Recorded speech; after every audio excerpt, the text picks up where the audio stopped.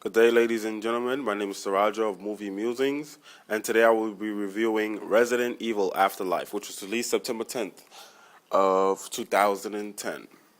It's directed by Paul S. Anderson, and is also written by Paul W. S. Anderson.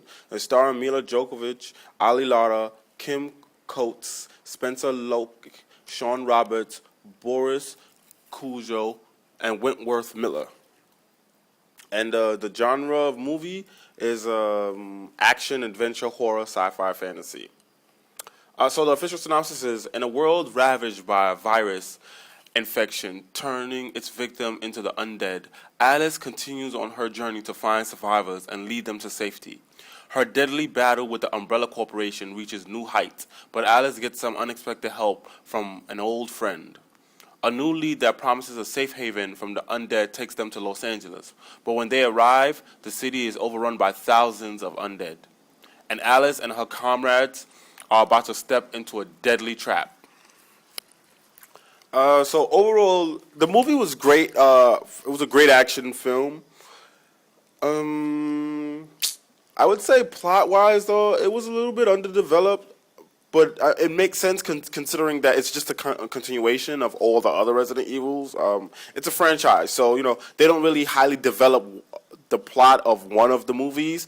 It's basically an overarching plot that encompasses the entire franchise. So if you know the Resident Evil franchise, you know that it's about a girl named Alice. She was infected with a virus, and now she basically in this movie she has beyond superhuman capabilities.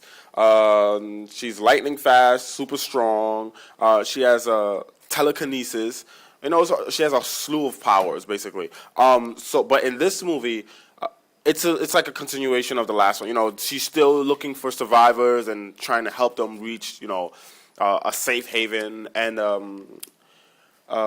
in this movie, she meets an adversary. I mean, I think it's the first movie where they had a zombie an undead person that basically had powers similar to her, speed-wise, strength-wise, and things like that.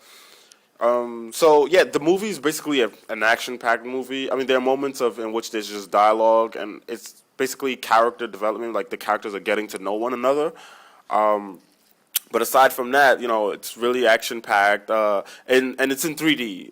It's only playing in 3D. But this movie was actually worth the 3D experience because I think from the beginning the movie was actually shot in 3D. It's not like all these other movies that they're making now and just putting the 3D ending on it. And it's obvious that they didn't shoot those movies in 3D. It's like maybe they just did some 3D conversion at the end of shooting the movie. But this movie, you can tell it was shot in 3D. Everything is popping out at you. Knives are coming towards you. Bullets are coming towards you. Blood is splashing into the audience. It was worth the 3D experience because it was actually, everything. It lived up to the 3D experience.